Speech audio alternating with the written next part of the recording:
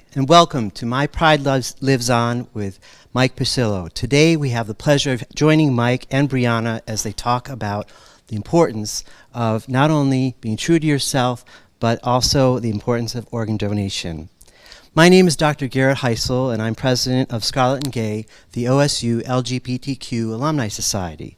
Founded in 1997, The Ohio State University's LGBTQ Transgender and Queer Alumni Society is committed to promoting the best interest of the lesbian, gay, bisexual, transgender, and queer community of students and alumni here at The Ohio State University.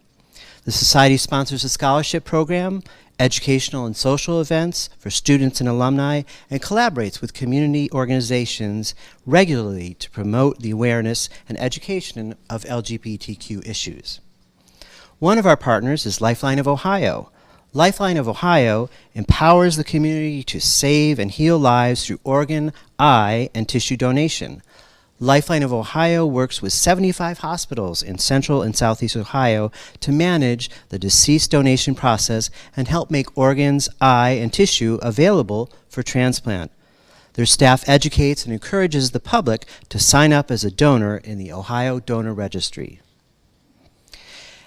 Just as we pass on the gift of sports, the folks at Lifeline Ohio encourage passing on the gift of life. There are hundreds of thousands of people in need of a life-saving or life-enhancing transplant, and their goal is to establish an early connection with students during the first opportunity to pass on the gift of life. So with that, I'd like to bring out our two guests and have them get situated while I introduce them. The first is Mike Pucillo, class of 2018 Ohio State Athlete Hall of Fame inductee. Pucillo reached the pinnacle of collegiate wrestling in 2008, capturing the 184-pound national championship. His title run was one of 3 All-American seasons and the first of a back-to-back trips to the NCAA finals. Mike was also successful in his academic endeavors and was twice named to the National Wrestling Coaches Association All-American team.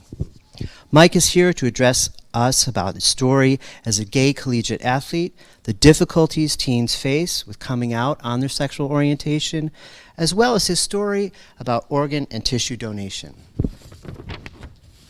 Joining Mike is Brianna.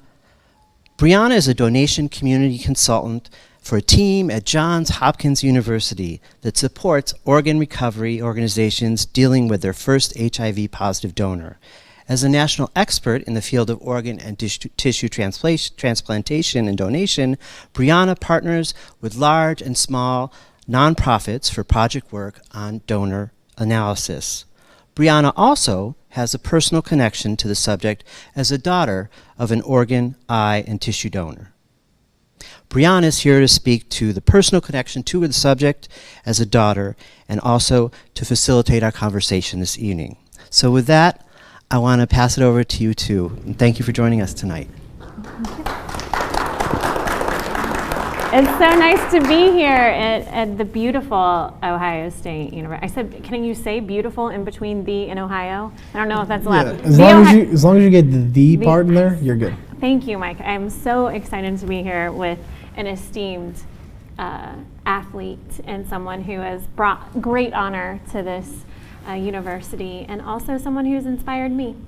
So I'm happy to be here too. Why are you here tonight, Mike? What brings you here? Well, I'm here for multiple reasons, but the biggest reason is to share my story and to really draw attention to organ donation and what my story can lead into.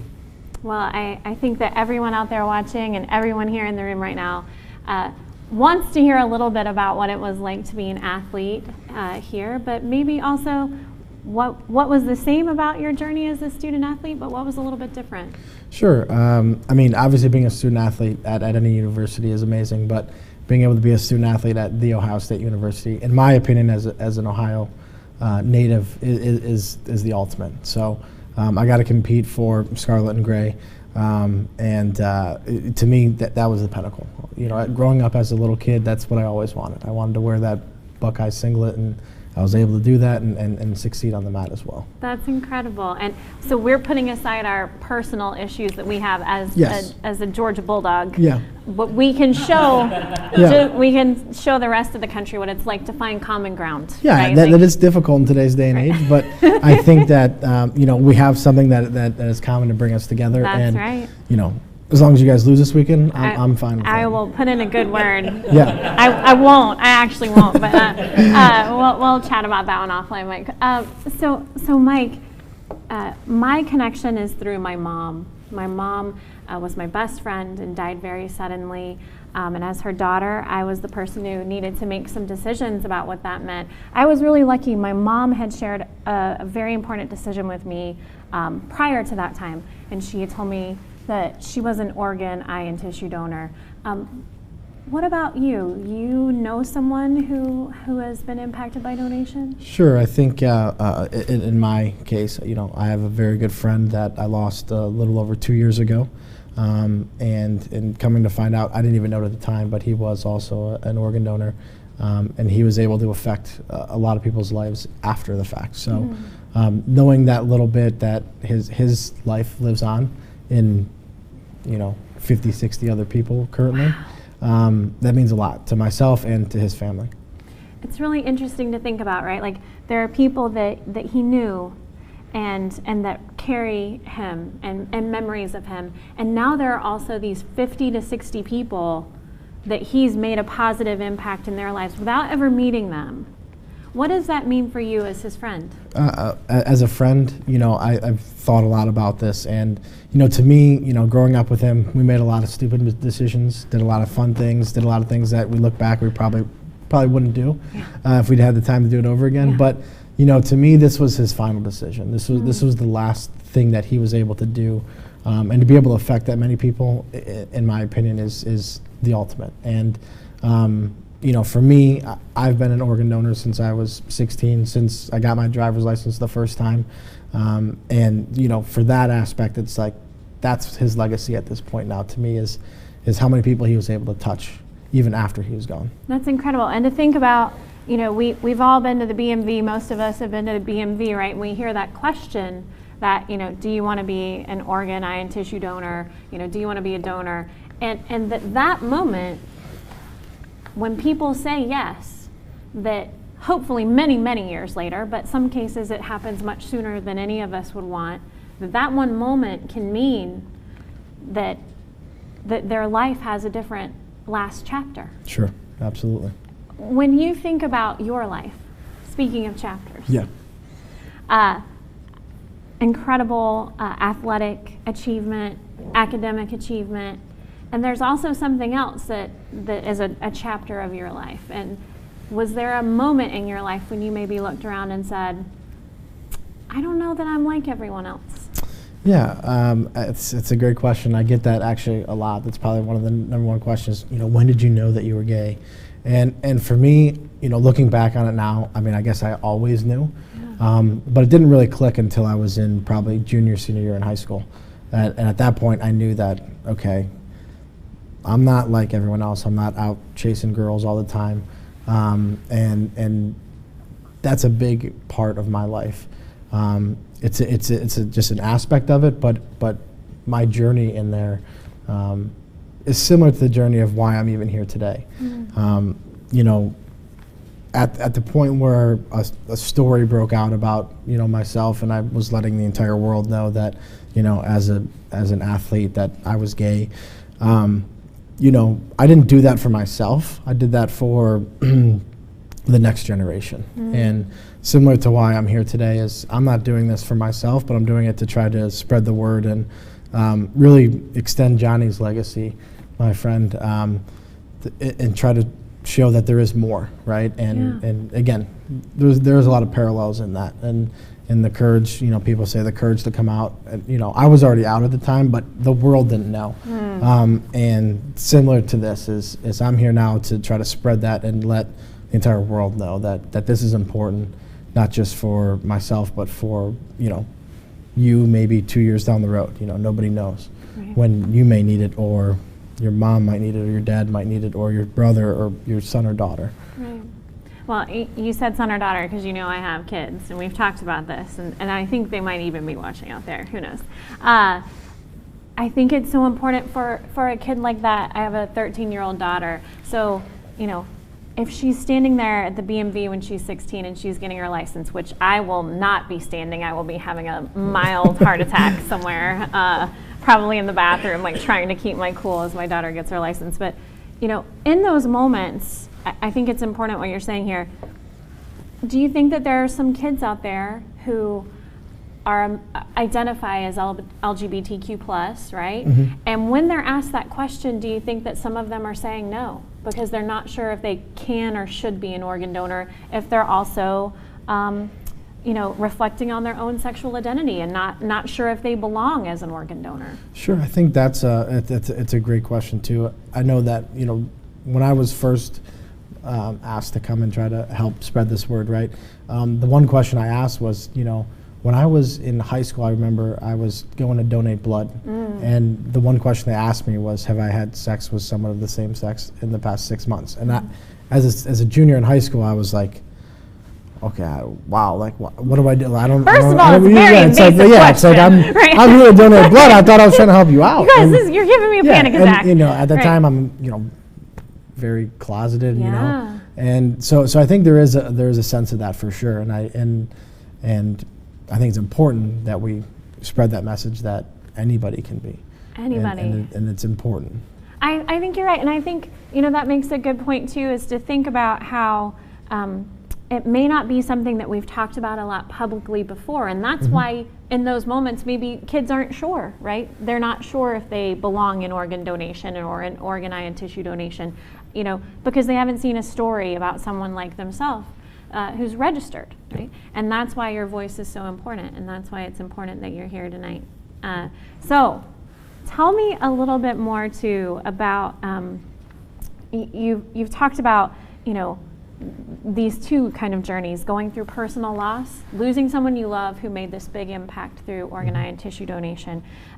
You as a student athlete coming out as gay, and in a sport that, I don't know, did it make space for you to be a gay athlete? Like, how was that? Because I think of wrestling as a sport that doesn't have a lot of voices or stories like yours. Yeah, and that was the most difficult part. And you're in a sport of wrestling that's a very masculine sport, and you got to be tough, and you hear all this stuff. And to me, that was the hardest part. Is, again, we talked about this off camera before too. Is I had a friend that was on the wrestling team that his younger brother, we didn't know at the time, but he seemed to act more in that stereotype, right? And no one said anything. It was completely fine. And then when you get behind the scenes and you're just you and your couple buddies, the jokes and the things that are said at that point are completely different. And then they go back and they're messing around and having fun with this kid. And having a great time, but deep inside you're like, well, how do they really feel? How do they really feel about, their friend being gay or something like that? Would they feel the same way? Or, and I think that in the sport of wrestling was very difficult, and that was very difficult for me. The things my coaches would say, if I ever had a gay kid on my team, I would do whatever I could for him to make him quit. Things like that I heard in high school.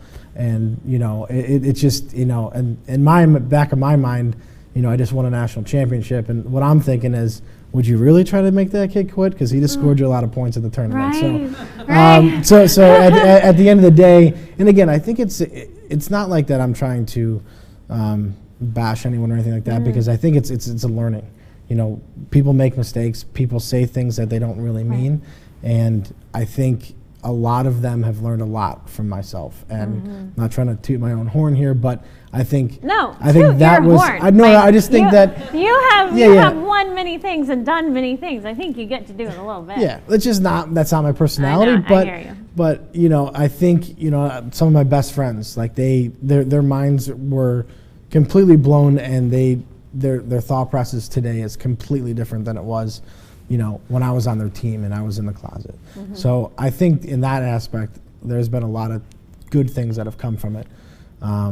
Sure, there was a while where it was difficult for myself, But I know that I was able to help not only them, but then the next generation, that it is a little bit easier today to come out than it was when I was in college. That's awesome. That's important. Yeah. No, and we don't is. talk about it enough, right? I think that we're talking about two very similar things here, because I think that people are afraid of things they don't know or understand, right? Absolutely. And one of those things is, people are afraid of folks they consider to be other or outside of what they know, right? And that can be sexual orientation or gender identity or any of those things. It can also be about something like organ donation, where they're afraid of it because they don't know what it is, but if it touches their lives, then that personal connection leads to a lot of growth. Absolutely. Both of those things are things we're talking about tonight. So let's dig in, Mike. Great. All Good. right. I feel like Barbara Walters or Yeah. something. That's a very Oh, come on. that's a very dated reference, but I don't know. I feel like a very fancy YouTuber interviewer. That's what I should say, a YouTube star. So Mike, when you reflect back on the lessons that you've learned, both as a wrestler, as a friend, just as a human being, right? We're all people. We have lots of sides. When you think about those, I've heard people talk about like what you want on your gravestone, or like what do you want those last things about you to be. And I don't want to be morbid at all. I want to like talk about what we want to celebrate. When you look back at your life, what are some of the things that you hope people remember and carry with them, and like what do you want that legacy to be? And maybe after that we'll talk about Johnny's legacy. Yeah. I think for me, what I would like people to remember is that I was there to help people. I'm not really out there for myself, but if I can help one teenage kid make it a little bit easier for them to come out to their parents or come out to their friends, then I did my job. And that's all that I really ever asked for. And if I could help one, it was worth it. It was worth the couple mean messages that I got when I came out, or the mean things that people would say on the message boards, on the wrestling message boards. Don't read comments on the internet, Yeah. Mike. Well, listen, back then Listen, here's the thing: the internet was really just getting started back then too. No. So they were still like, there were like mice and wheels that were like running and powering the internet Yes, for us. Right, I'm with you. absolutely, yeah. Right, they were like the Flintstone cars. He's not that old. He's not at all that old.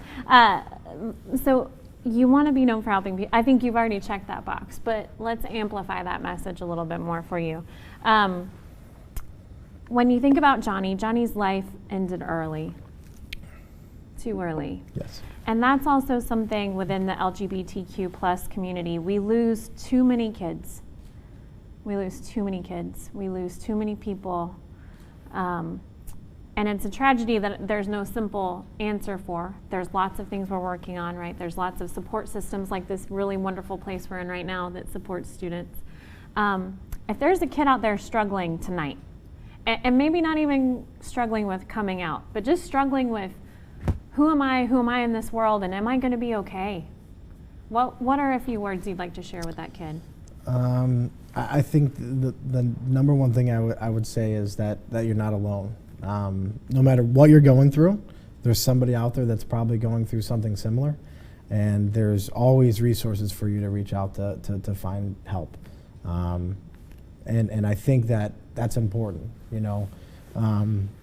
that being able to have an outlet to be able to go talk to somebody, or just say hi to somebody. It is important. So just know that you're not alone. Everyone has their own struggles. And if you can, fight through them, it's going to make you stronger. That's really, it's like you're a wrestler. You're this big, tough dude, and man, that heart you got. That got me right in the. That's all the feelings, Mike. I'm having all the feelings right now sitting with you. Maybe it's also too because I like to think about my mom, and I know you didn't get to meet her.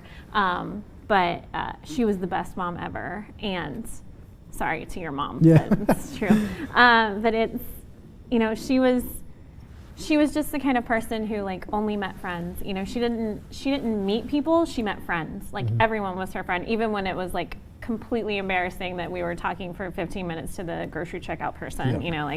Like that was my mom, and And I just think about how like giving and generosity, it's not just about money or things, right? Yeah. It's about like giving of your heart and having conversations with people and having hard conversations with people sometimes. Speaking of hard conversations, was it a hard conversation for you to tell your parents that you were an organ donor? For me, no. That wasn't that difficult. But I could see that being difficult. For me, I remember I was 16. I got my license. They asked me if I wanted to do it, and I said, yeah, sure, of course. I don't need them when I'm gone, so I can help somebody else if they need something. Yeah. And I think my mom at the time was an organ donor as well. And I think I do remember talking to her about it, like, do you do that too? And she said, yeah. And I was like, okay, well, I'm in. So it wasn't really that difficult of a conversation for myself. But I've been out there and I've talked to other people, and I could see why it would be a difficult conversation. Right. Again, like we talked about, not truly understanding what it is.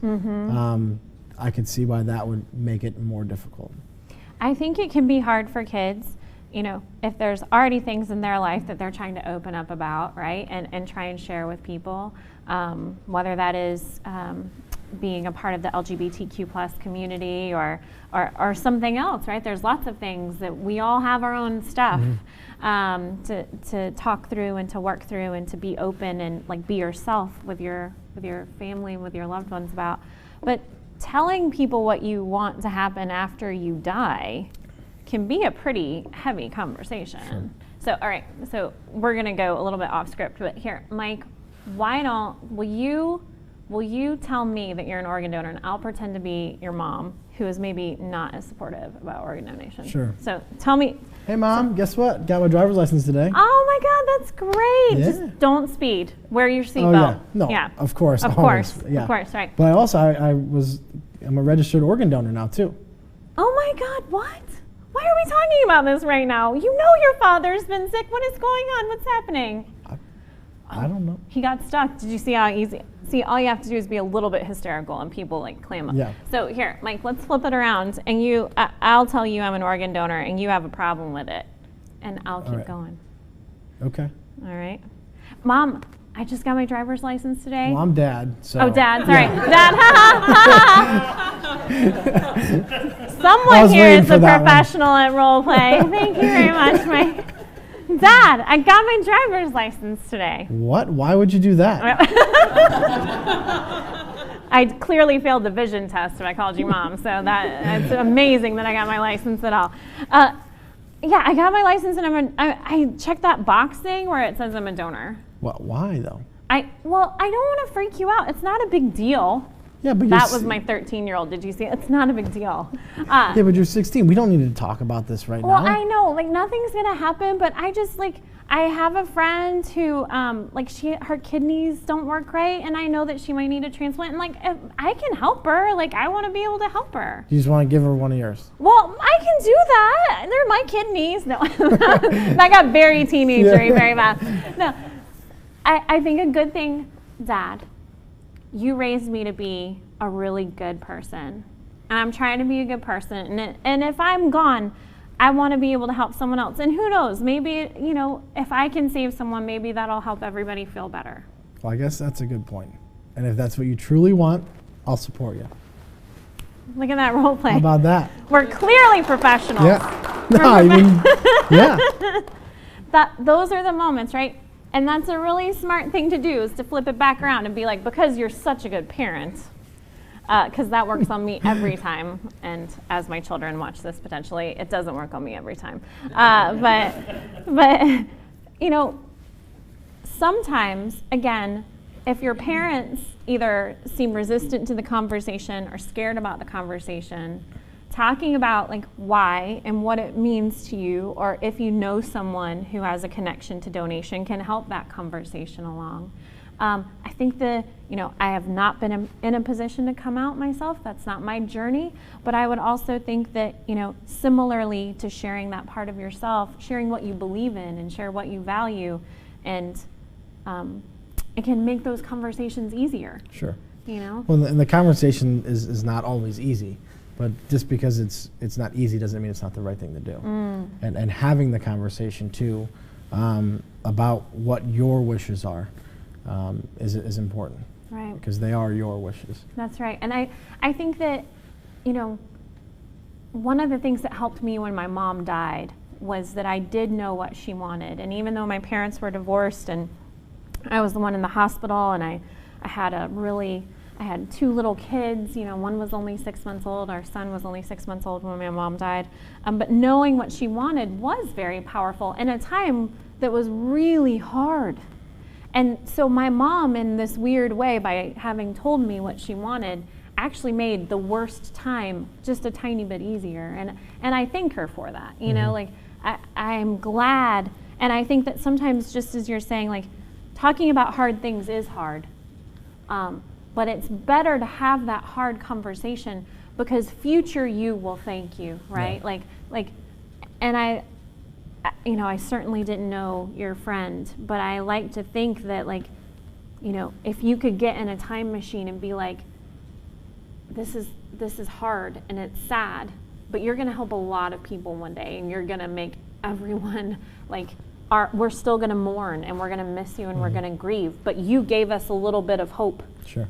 In that last act of kindness and goodness on this planet. Yeah.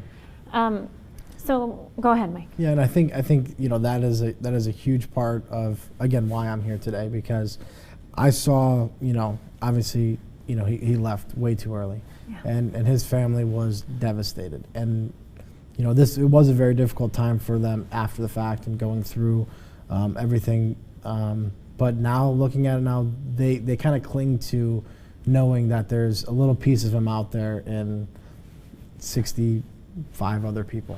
Wow. Whether it's an ACL that they were able to repair and someone can walk now, or it was a cornea transplant where now someone's able to see. That to me is the ultimate, that through how hard it was, again, like you said, it makes it a little bit better. And maybe not that day, but now it does, and for the future time. It does. I think, waking up after my mom died, she was just such a center in my life. I would wake up and I would think I just don't know how to live in a world that doesn't have my mom. I just couldn't conceive of that world. But I was able to think okay, well, she's helping someone see, someone's gonna see the sunset tonight because my mom gave this gift. Mm-hmm. Those are those little sparks, I think about you training too, and I know that grief and training aren't at all the same things, but I think, but there's a certain amount of resilience involved in those things, right? Even when you're grieving the loss of a loved one, even getting up, brushing your teeth, making it to work that day, that's a victory. When you're training to be an elite athlete, is that same kind of resilience of getting knocked down, losing a match, having a setback in your training, getting an injury, do you see parallels there too? Yeah. I mean, like you said, it's they're both very difficult. They're just difficult in different ways. And being able to get through it again makes you stronger. And grieving a loss of a loved one is probably the most difficult thing to do. Mm-hmm. I mean, training is one thing. It is difficult, but it's physically difficult. That's just emotionally draining. And that's the difference between physical and emotional. Mm-hmm. But they're both draining. And at the end of the day, again, it's what gets you through it, and are you stronger today than you were yesterday? Mm-hmm. And maybe you become a little bit better, and a little bit better today, and a little bit better than you were yesterday, mm-hmm. and a little bit better the next day. And again, it's not easy, And I look back at that with Johnny and how difficult that was for the family. And like you said, it was, difficult for them to get out of bed, because it's your son, it's your brother, it's hard. And again, this was able to help them a little bit. A little bit. I think for the people watching and for the people who watch this later, having a conversation to just say what you want And if what you want is for your last chapter to not end with your death, but to have one more chapter on that, right, where those people who are positively impacted by you being an organ tissue donor, you know, that brings me comfort. I know it brings you comfort. Like, I thought that my mom's life would end with this very tragic, terrible death. And instead, there was one more chapter that I didn't know would be written, but it was. And that's the chapter that also, you know, connects back for our whole family and means so much. So if you're sitting out there and you're watching, if you are hearing us talk about this and you're thinking, I don't want the last thing I do to kind of be a period, right? Like the end. I just want it to be a comma because there's more to come. Then you can go to lifelineofohio.org and you can register. And you can be at the BMV and say, you know, to your partner, to your brother, to your mom, to your dad, to whoever is your closest, you know, person, like whoever is that person who, if something bad happens, they'll be there for you. You share that decision. And even if it's an uncomfortable moment, you know, looking way forward, that decision will make an impact that will help a lot of people and bring the people you love comfort all at the same time. Mm-hmm. So, Mike, I know you want to know more about what I do. Yeah, absolutely. Yeah. You've been talking to me all day. Well, you're the big deal, Mike. Well, I wouldn't say that. I think you're the big deal. So, Mike, you know that I work for Johns Hopkins, and I work for this really cool NIH-funded study called Hope in Action. And Hope in Action is a study that is following and looking at, examining what it means to have organ donors who are HIV positive provide life-saving transplants to people living with HIV on the transplant wait list. And I don't want to conflate those two things and tell you that all members of the LGBTQ plus community, right, that's only where HIV is, because that is not the case. People from every gender, from every class, from every part of the country, HIV is everywhere. HIV does not discriminate. People discriminate, but HIV does not discriminate. Anyone living with HIV or on PrEP can register as an organ donor. And I think that's really important for people to know, that because of this federal law that was passed in 2013, people living with HIV under this research protocol can be organ donors. And there's a whole lot of people living with HIV who are also on the organ transplant wait list. There's a lot of reasons for that. But one reason in particular is that early HIV drugs were very tough on kidneys and livers. So people did what they were supposed to do to take their medication, but it led to these effects down the road of kidney disease and liver disease. And so, these are folks now who are living longer and longer with HIV, and now they need a transplant, and now they can receive one. So that's what the HOPE Act made legal. And Mike, I want to share this with you because I think it's important. Just as we are bulldogs and Buckeyes who can... Well, it's not we. Okay, all right. It's good. Bulldog and Buckeyes. All these Buckeyes yeah, and a Bulldog. Thank you. I was trying to give myself like a team also here. That we're here together, we're but... Here. But... Do you feel, right, there's this Big Ten SEC divide that we may never overcome. It's all right. It's all right. It's going to be fine. Yeah. So, a lot of people, I think, wonder if the HOPE Act was a really political thing. And what I like to tell people is that unlike most of what happens in this country, the HOPE Act passed both the Senate and the House basically unanimously, if you can believe it. And it had co-sponsors that were both Republican and Democratic.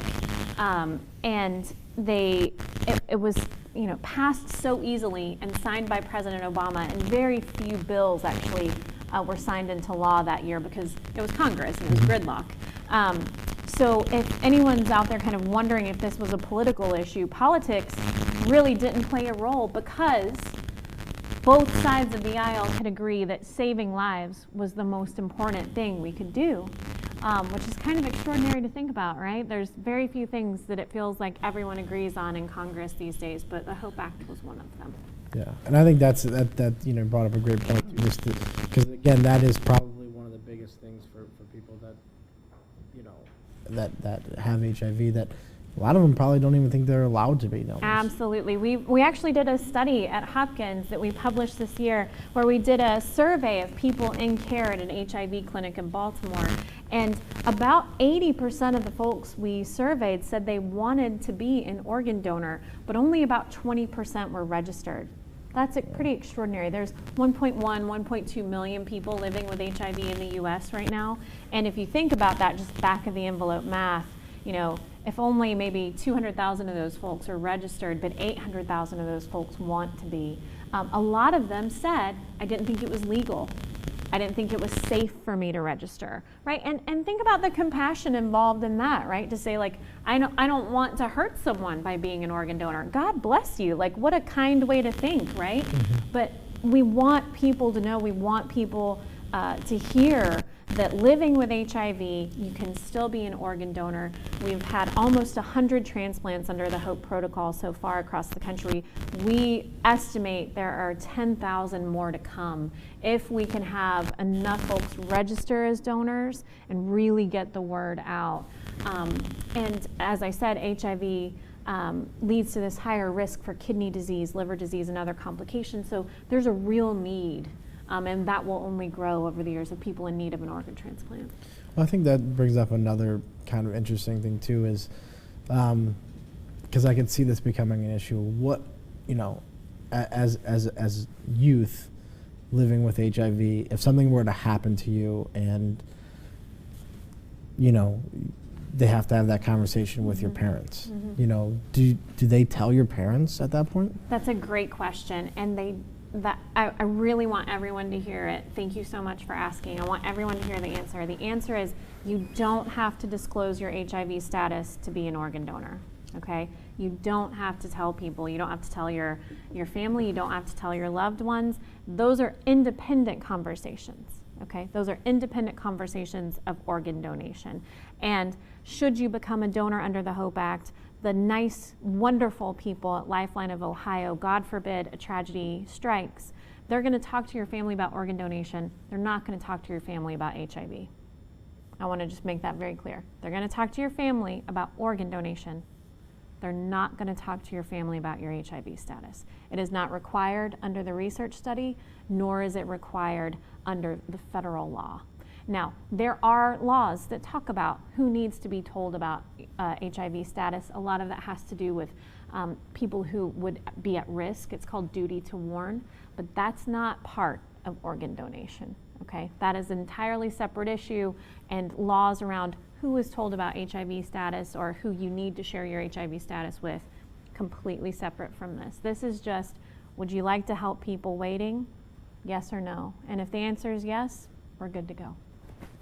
Good. So that just means, like, on your ID, it doesn't have a different It doesn't. form. That's a great question, too. A lot of people ask whether there's two separate registries for people living with HIV. And I think this is really applicable to everyone, but also maybe especially to the LGBTQ plus community.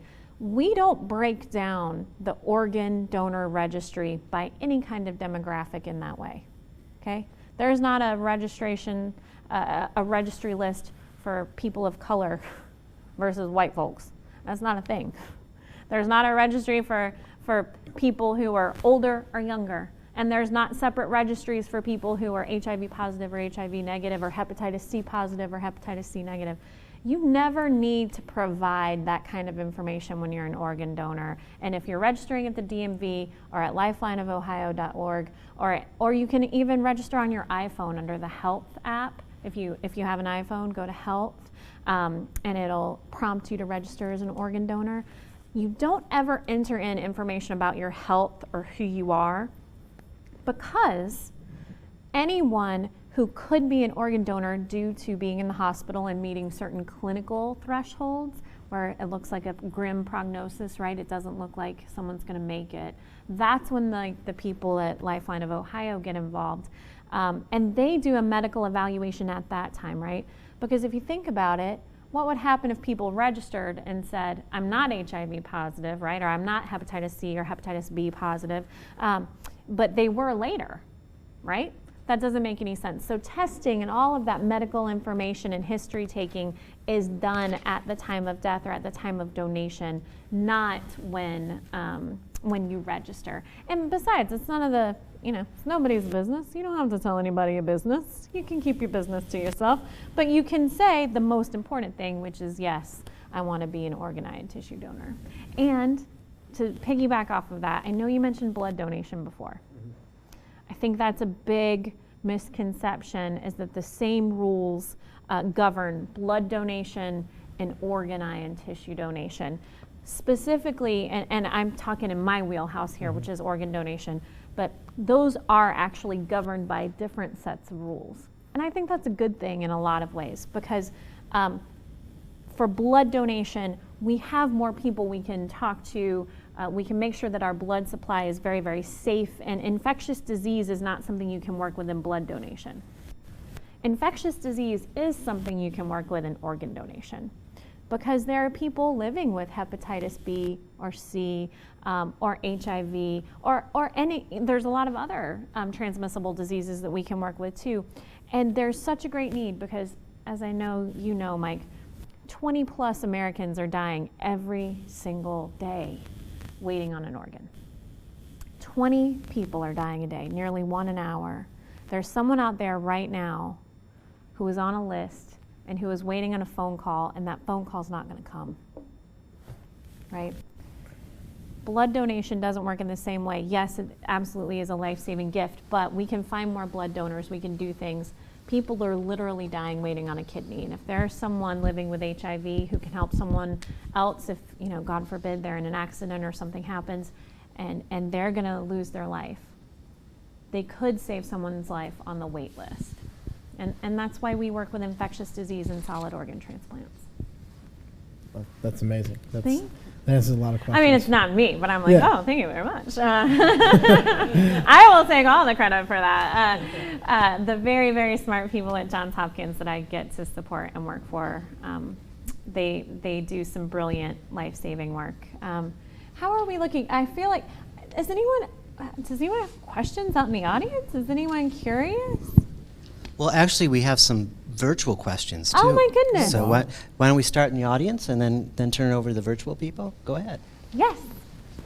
So if on my ID it says I'm an organ donor, are they even going to try to save my life if I'm in an accident? Oh, gosh, that's a great question. Well, if you watch Grey's Anatomy or New Amsterdam or any of the other medical shows, I'm afraid you are concerned about such things. But I will tell you, there is no class in medical school on how not to save lives.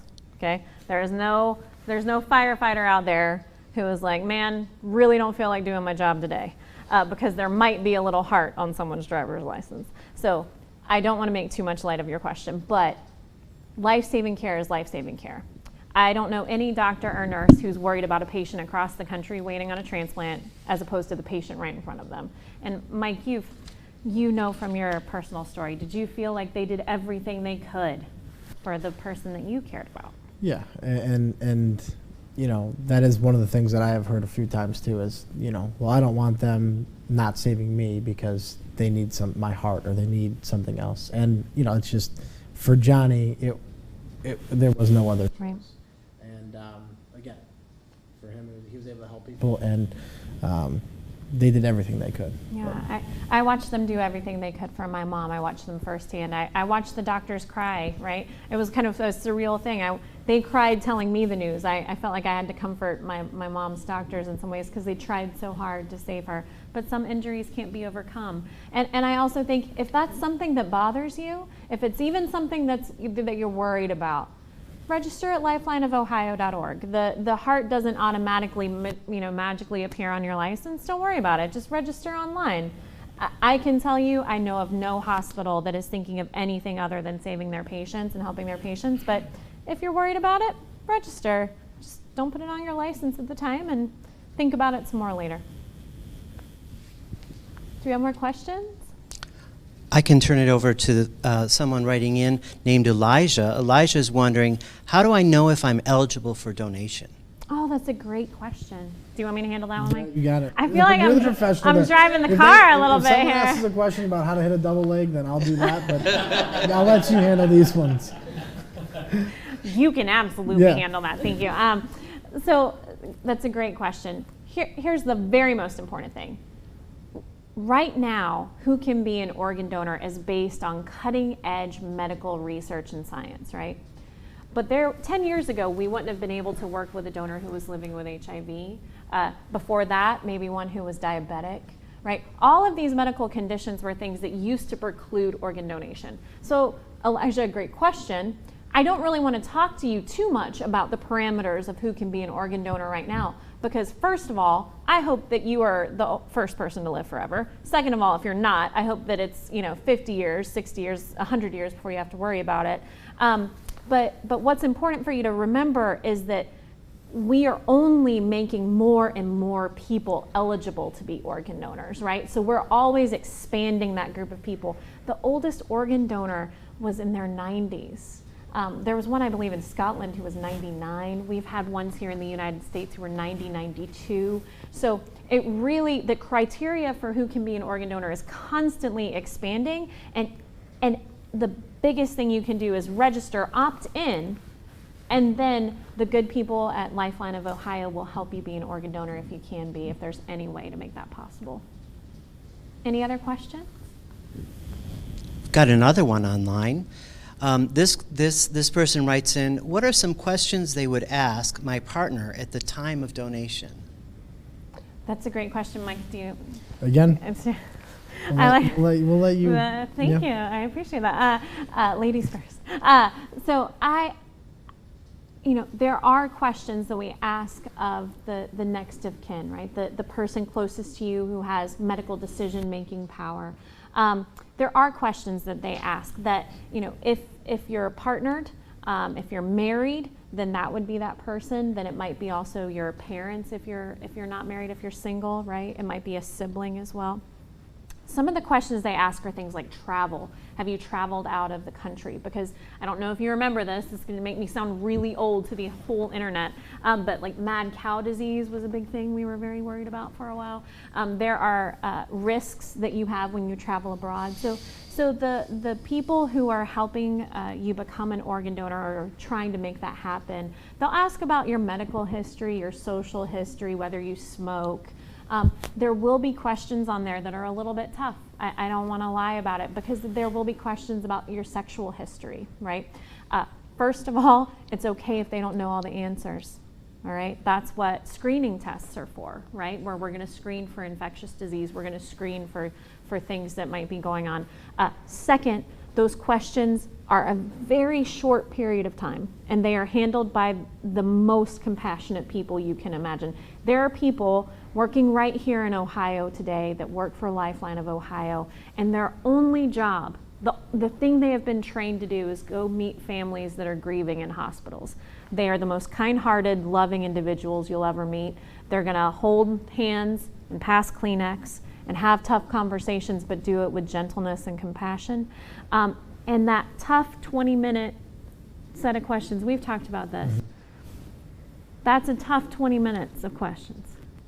And I know that you mentioned that your friend's family had been through a similar experience. Tough 20 minutes, and what has it given them now in the future? Yeah, absolutely. And we have talked about that, and it was tough, and I think the hardest part too was them maybe not knowing answers, and it's okay too. I mean, you can say I don't know.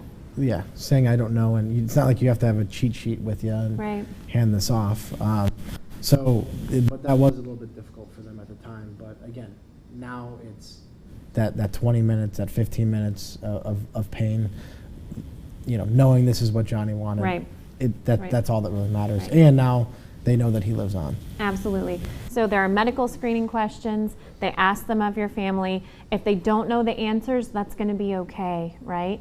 And those questions are designed not to lead them into answers. So there's not going to be an inadvertent disclosure of HIV status There's not those things. They are specifically trained to ask questions in such a way that they're not leading them to think something of you, or to, for your family to think differently of you. So great question, Elijah. Thank you. Go ahead. What happens if your family doesn't agree with your decision and they don't want to talk to, say, Lifeline of Ohio, just because they're opposed to the decision you made to be an organ donor? For example, now I'm married and she would honor my wishes, but Yes. my mom is adamantly against it. So in the past, my mom would not have talked to Lifeline, I don't think. That's a very good question. And first I'm going to ask one of my Lifeline friends, so is this a first person consent state? So what that means is, and why I made sure to fact check really quickly with my friends, is that in Ohio, your decision is the one that matters most. And I don't want to correct a scholar and student athlete here, but that's why I like to say decision instead of wishes, actually, Mike. And I say that to you because it really isn't a wish. Like, a wish is what you ask of a genie, right? A decision is something that you make that is honored and protected, and it's legally protected here in Ohio. So if your family disagreed, you were a registered donor, Lifeline is highly trained at managing that family dynamic. They have protocols in place. They would have continuing conversations with your family. The hospital might also assist in that. And I will tell you, having worked in organ donation for about 10 years now, I have not seen, personally, there have been a few cases that you might have seen some publicity about where people disagreed about organ donation. But generally speaking, these folks know how to handle that family dynamic, and they would honor your decision to be an organ donor. They would help your family become comfortable with that. And what might be important then too is, if you have maybe not shared your donation decision with your family, but you have shared it with your friends, that would be a good time where your friends would be able to chime in and talk. But that's why we want you all, if you make this life-saving decision, to tell the people you love the most. Tell the people who are going to be in that room. Because if nothing else, you will prevent there from being a very embarrassing fight on the hospital. like this isn't, take care of your business, take care of all of that stuff. Because it does de-escalate, right? It not only lessens your sadness and your burden in that moment, it also kind of decreases that potential conflict of people not knowing what you want. If you just say, I used to tell people, like, if I hadn't made sure my mom was an organ donor, she would have had my hide. Like, my mom, she told me what she wanted, and it was my job to do it, even, and go through that process. So tell someone, and tell the person you think will be in that room, and say, hey, I know you're going to be sad and it's going to be terrible, and I hope this never happens, but if anything happens, make sure I'm an organ, eye, and tissue donor, because it matters to me, right? It matters to me, and you can always put it, if a will, an advanced medical directive, those things are all very useful too. Do we have more questions? Do you have another question up here? Go ahead. So, thank you. So, let's say that I am at a hospital and I am in critical condition and I'm not a registered organ donor and I don't have any close next of kin family at the hospital there. What happens then? That's a great question. I will ask you about a double leg, whatever you just said after this. Yeah, no, that's fine. A double leg, whatever you said. That's a move. You should invent that move. Yeah. Really good question. So when that happens, it's not even just critical condition. It's that you've met these clinical triggers where the hospital is mandated, okay, because organ donation is not something hospitals can choose to do. They have to do it, and that's a good thing, right? Like, we want all the hospitals to try and make organ donation happen when appropriate, because otherwise everyone on the wait list would just, again, never get that life-saving phone call, right? So the hospitals have a set of rules that they have to abide by to refer people who could be an organ donor. And what that really means is that you have a very dire prognosis, things don't look good. Now, that isn't to say that that all hope is lost. But the hospital does have to make that phone call, and they do that so that people like Lifeline are prepared, right? they're prepared that there could be an organ donor. And what Lifeline would then do, if it looks like the person's not going to make it, is they would begin that search for the legal next of kin, as would the hospital. So that's what's important to think about too, right? Is that the hospital is going to be wanting to know how best to care for you and to have a decision maker there.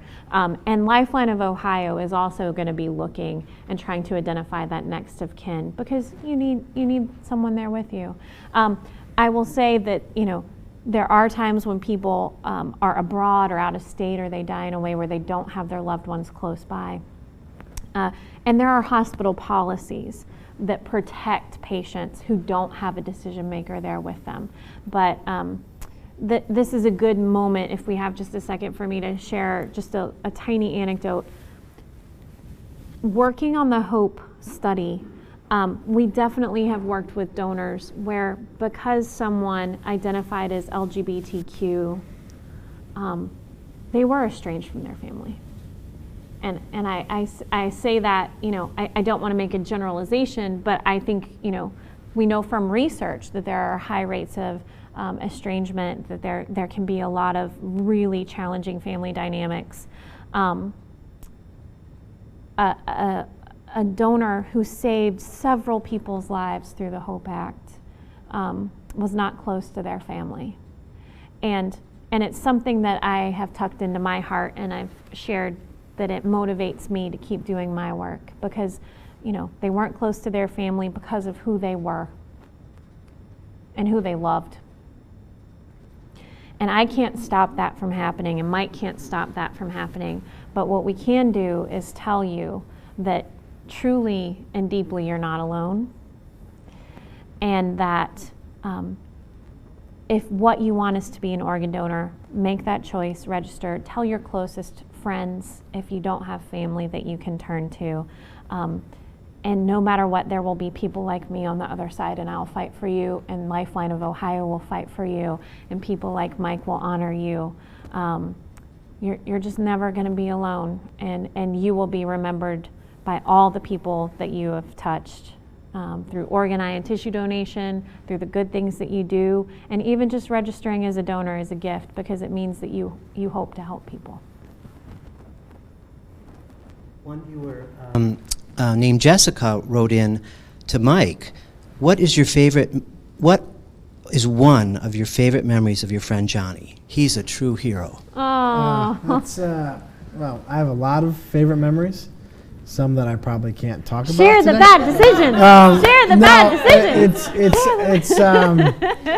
I mean, Johnny was like literally like he was like my older brother. So, and he loved to eat, and he would eat more than anyone I've ever met. And I enjoy eating as well, as you can see. And so growing up, it was always just a joke on who could eat more, and we'd have these competitions. But his favorite things were cheese balls. So anytime I'm at the store, I see the cheese balls, I'll take a picture of it and send it to his mom, and she just loves it. And just probably the many meals of junk food and different stuff that we went through as a kid is probably my favorite memories. That is so adorable. Yeah. And now whenever you see it. Yeah, just so those big giant tubs at Costco, that's them. That's the ticket. And he would eat a whole thing. No way. Oh, he would. No. He was a monster. My when Lord. it came to My food. Lord. Wrestler too? He was not actually. He was just a tall, skinny kid, and he he could eat though. And his dad and mom are like the two best cooks in the world too. So we would always go over there for dinners and stuff like that. So. You were always angling for the invite, is what you're saying. Listen, no, Good food. Honestly, we were such good friends. On family vacations, we would go on family vacations together, and I think my dad just brought him around because he would cook so much.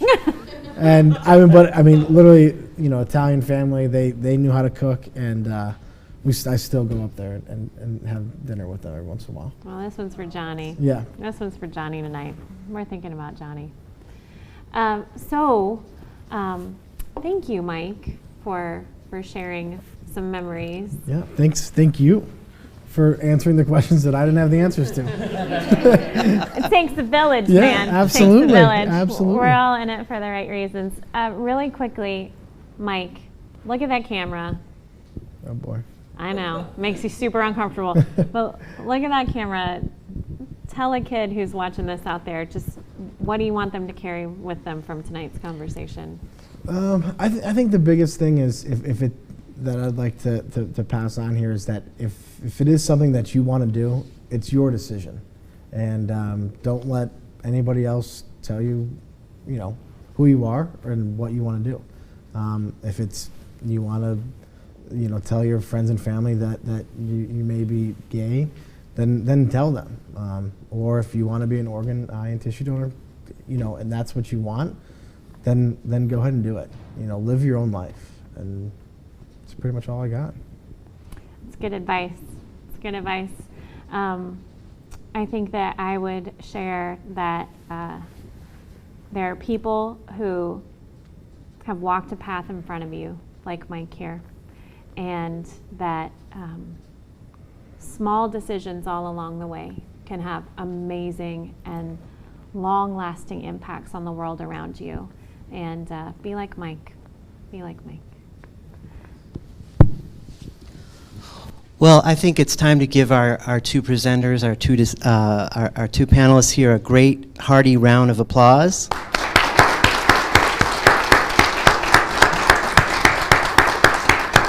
Thank you, Brianna Doby. Thank you, Mike Pucillo. One of the great things at working at the Ohio State University is that I'm always learning, and learning in different ways. And I think we learned so much from you tonight.